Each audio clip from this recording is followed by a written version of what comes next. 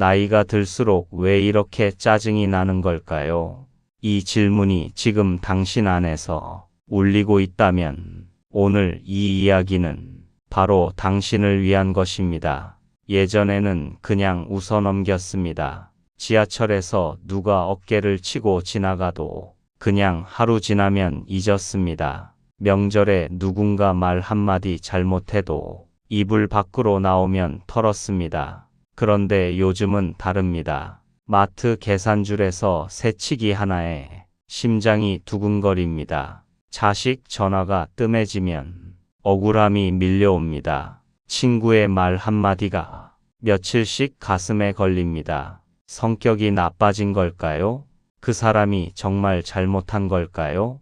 오늘 이 이야기의 핵심을 지금 바로 말씀드리겠습니다. 그것은 성격의 문제가 아닙니다. 상대방의 잘못도 아닙니다. 당신의 마음 근력이 약해졌기 때문입니다. 몸의 근육이 없으면 작은 짐도 무겁습니다. 마음의 근육이 없으면 작은 자극도 감당하기 어렵습니다. 오늘 이 시간 연세대 김주환 교수가 연구하고 가르쳐온 마음 근력의 비밀을 정량용 선생의 지혜와 함께 풀어드리겠습니다. 오늘 이야기가 마음에 드신다면 구독과 좋아요로 응원해 주십시오. 그 응원이 이 채널을 이어가는 가장 큰 힘이 됩니다. 첫 번째 이야기를 시작하겠습니다. 화가 나는 진짜 이유에 대한 이야기입니다. 이런 장면을 생각해 보십시오. 평소와 다를 것 없는 아침입니다. 밥을 먹고 뉴스를 보는데 자식에게서 카톡이 왔습니다. 이번 명절에 못 내려갈 것 같다는 말입니다. 그 순간 가슴 어딘가에서 불덩이가 올라옵니다. 밥이 목에 걸리는 것 같습니다. 화가 납니다. 그런데 여기서 질문 하나를 드리겠습니다. 그 화는 정말 자식이 잘못해서입니까? 아니면 다른 무언가입니까? 김주환 교수는 말합니다. 화, 분노, 짜증, 질투, 이 감정들의 뿌리는 모두 하나라고. 그것은 두려움입니다. 자식이 안 온다는 말에 화가 난 것은 자식이 나를 잊어가는 것 같은 그 두려움이 먼저 올라왔기 때문입니다. 노년의 고독이 두려운 것입니다. 나이 들어 혼자가 되는 것이 두려운 것입니다. 우리 뇌 깊은 곳에는 편도체라는 작은 기관이 있습니다. 아몬드 크기 정도 됩니다. 이 편도체는 수만 년 전 원시인들이 맹수를 만났을 때 즉각 반응하도록 발달한 기관입니다. 그런데 이 편도체는 맹수와 명절, 불참, 카톡을 구분하지 못합니다. 자식이 안 온다는 메시지도 생존의 위협으로 받아들입니다. 그래서 심장이 뛰고 몸이 긴장되고 화가 치밀어 오릅니다. 이것이 화의 정체입니다. 상대가 나쁜 것이 아니라 내 뇌가 두려움을 느낀 것입니다. 정량용 선생은 유배지에서 이 이치를 이미 알고 있었습니다. 그는 두 아들에게 보낸 편지에서 이런 말씀을 남기셨습니다. 분노는 상대에게서 오는 것이 아니라 내 안의 흔들림에서 온다. 흔들리지 않는 마음을 먼저 기르면 세상 어떤 것도 너를 함부로 움직일 수 없다. 흔들리지 않는 마음, 그것이 마음 근력입니다. 자신이 왜 화가 났는지 그 뿌리를 아는 것만으로도 이미 절반은 가라앉습니다. 평생 고생 많으셨습니다. 그 화가 당신의 잘못이 아님을 이제는 아십시오. 두 번째 이야기입니다. 화가 날 때 어떻게 하십니까? 참으십니까? 속으로 대내십니까? 화내지 말자, 화내지 말자. 사실 그 방법이 잘 안 됩니다. 왜 그럴까요? 편도체는 말을 듣지 않습니다. 이미 불이 붙은 곳에 진정해라, 진정해라 말한다고 불이 꺼지지 않습니다. 불을 끄려면 다른 방법이 필요합니다. 편도체와 연결된 것이 있습니다. 몸입니다. 특히 얼굴, 근육과 어깨, 그리고 호흡입니다. 한 가지를 지금 해보십시오. 턱에 힘을 빼십시오. 입술을 살짝 열어두십시오. 어깨를 툭 떨어뜨리십시오. 눈에서 힘을 빼십시오. 어떻습니까? 조금 전보다 몸이 가볍습니까? 김주환 교수는 이것을 성자의 표정이라 부릅니다. 아니면 바보 표정이라고도 합니다. 불상을 한번 떠올려 보십시오. 눈을 지그시 감고 입꼬리가 살짝 올라간 채로 온몸에 힘이 빠져 있는 그 표정. 그것이 뇌를 안정시키는 가장 빠른 방법입니다. 긴장하고 찡그린 얼굴은 뇌에게 위기 신호를 보냅니다. 반면 힘이 빠진 얼굴은 뇌에게 이렇게 말합니다. 지금 괜찮습니다. 위험하지 않습니다. 뇌는 그 신호를 받고 서서히 편도체를 잠재웁니다. 역사 속에서 이 이치를 보여준 인물이 있습니다. 동로마 제국의 황제 마르쿠스 아우렐리우스입니다. 그는 황제이면서 동시에 철학자였습니다. 전쟁터에서도 명상록을 썼고 신하들의 모함 속에서도 흔들리지 않는 모습으로 알려졌습니다. 그는 명상록에서 이렇게 썼습니다. 일이 잘못될 때 사람들은 분노한다. 그러나 그 분노는 문제를 해결하지 못한다. 오직 침착하고 고요한 마음만이 문제를 해결하는 문을 열어준다. 전쟁터에서도 고요할 수 있었던 황제의 비결은 화를 억누르는 것이 아니었습니다. 몸부터 내려놓는 것이었습니다. 정약용 선생도 비슷한 방법을 썼습니다. 유배지에서 억울한 일을 당할 때마다 그는 강진 앞바다를 바라보며 숨을 고르고 어깨를 내렸다고 합니다. 그 고요함이 500권의 책으로 전환될 수 있었던 이유입니다. 오늘부터 화가 느껴지는 순간 억지로 참지 마십시오. 대신 이렇게 하십시오. 어깨를 툭 내리십시오. 턱에 힘을 빼십시오. 입술을 살짝 여십시오. 그리고 천천히 숨을 내쉬십시오. 그 10초가 10년을 함께 살아온 관계를 지켜줍니다. 이제는 당신의 몸을 먼저 챙기셔도 됩니다. 세 번째 이야기입니다. 편도체를 잠재웠다면 이제 해야 할 일이 있습니다. 지혜를 담당하는 뇌를 깨우는 것입니다. 그것이 전전두피질입니다. 이마 바로 뒤에 있는 이 부위는 충동을 조절하고 감정을 정리하고 현명한 판단을 내립니다. 그런데 이 전전두피질은 편도체가 활성화되어 있을 때는 제대로 작동하지 않습니다. 흔히 이런 말을 합니다. 그때는 왜 그렇게 말했는지 모르겠어. 나도 내가 왜 그랬는지 몰라. 그것이 바로 편도체가 전전두피질을 억누른 상태입니다. 두려움이 지혜를 꺼버린 것입니다. 그렇다면 전전두피질을 다시 켜려면 어떻게 해야 합니까? 김주환 교수는 6가지를 말합니다. 용서, 연민, 사랑, 수용, 감사, 존중. 이 6가지가 전전두피질을 활성화하는 연료입니다. 이 6가지 중에서 오늘 특히 2가지에 대해 깊이 이야기하고 싶습니다. 첫 번째는 용서입니다. 그런데 여기서 말하는 용서는 상대를 용서하는 것이 아닙니다. 나를 용서하는 것입니다. 자녀를 키우면서 수없이 실수했습니다. 화를 내지 말아야 하는 순간에 화를 냈고 더 잘해줄 수 있었는데 못해준 기억이 있습니다. 배우자에게 상처를 준 말도 있습니다. 그 기억들이 지금도 가끔 밤잠을 방해합니다. 그것을 놓아주십시오. 그때의 당신은 그것이 최선이었습니다. 더 잘하고 싶었지만 몰랐던 것입니다.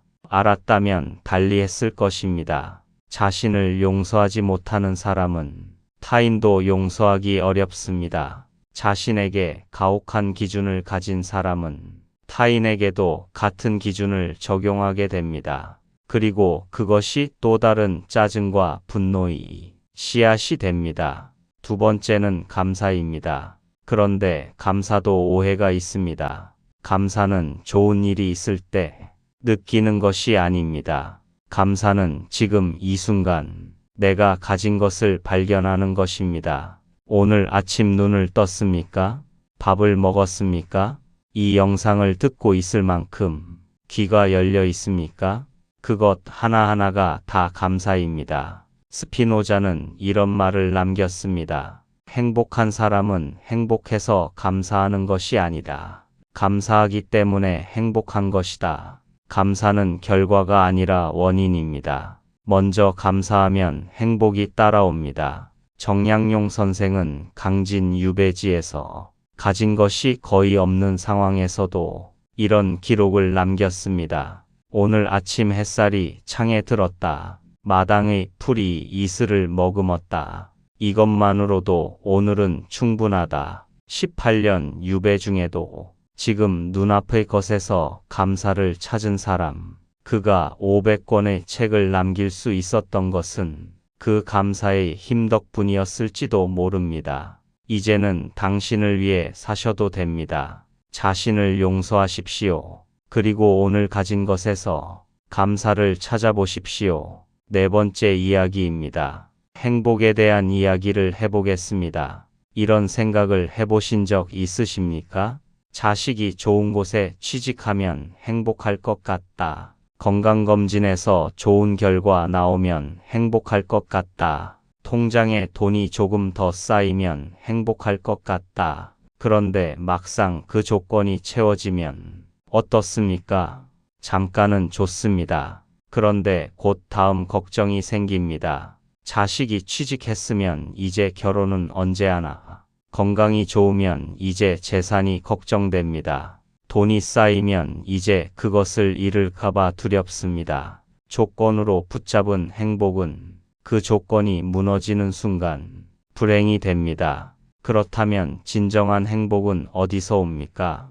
고대 로마 시대의 스토아 철학자들은 이 질문의 답을 찾았습니다. 에픽테토스는 노예 출신의 철학자였습니다. 몸의 자유도 재산도 없었습니다. 그러나 그는 이렇게 말했습니다. 내가 통제할 수 없는 것은 내 행복의 조건이 될 수 없다. 내가 통제할 수 있는 것은 오직 내 생각과 내 태도뿐이다. 그리고 그것으로 나는 충분히 행복할 수 있다. 노예의 몸으로 자유로웠던 에픽테토스.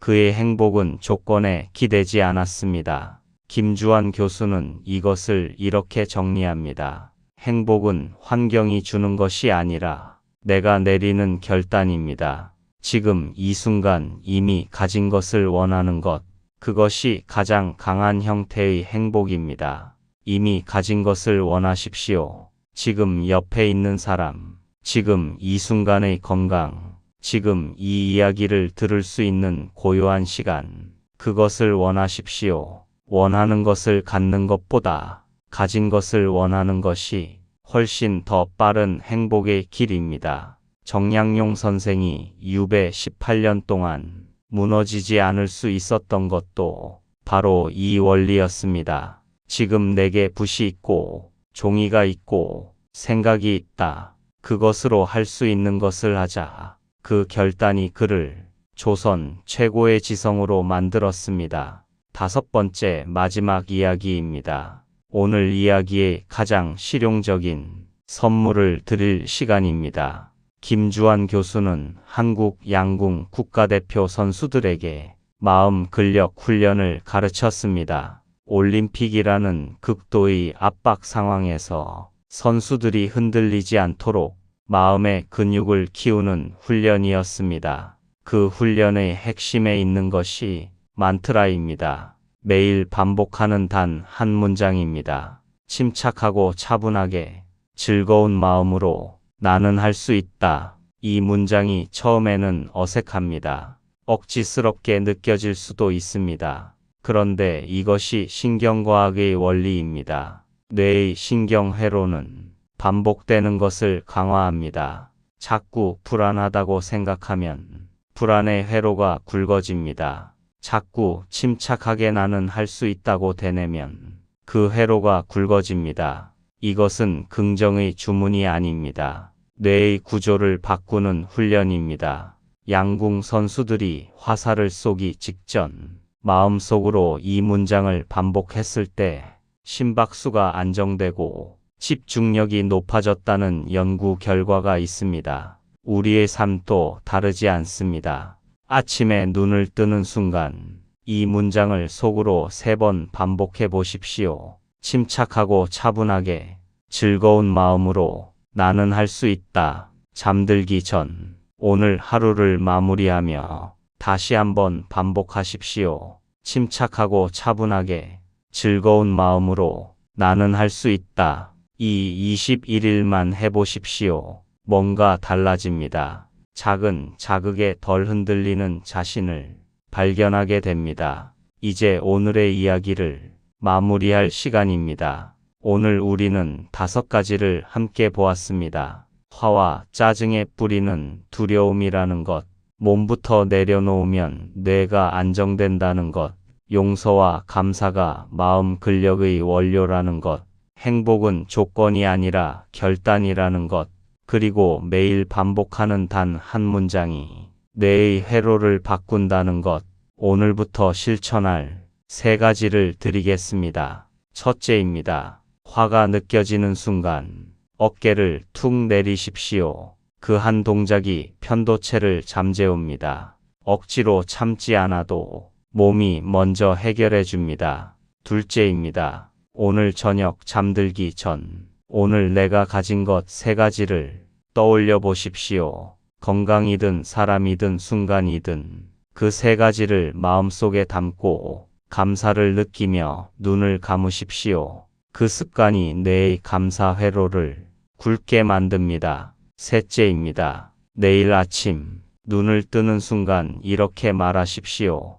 침착하고 차분하게 즐거운 마음으로 나는 할 수 있다. 이 3가지가 습관이 되는 날 작은 자극에 흔들리지 않는 단단한 마음의 근육이 생깁니다. 나이 드는 것은 마음이 약해지는 것이 아닙니다. 마음을 훈련하지 않아서 약해진 것입니다. 오늘부터 훈련을 시작하시면 언제든 강해질 수 있습니다. 평생 고생 많으셨습니다. 이제는 당신의 마음을 위해 사셔도 됩니다. 당신의 남은 삶이 오늘보다 더 평온하기를 진심으로 바랍니다. 오늘의 지혜의 말씀은 여기까지입니다. 끝까지 시청해주신 여러분, 진심으로 감사드립니다. 저희 지혜의 미학은 앞으로도 여러분의 삶에 지혜가 되는 소중한 한마디를 전하도록 하겠습니다. 구독과 좋아요로 여러분의 따뜻한 마음을 나눠주세요.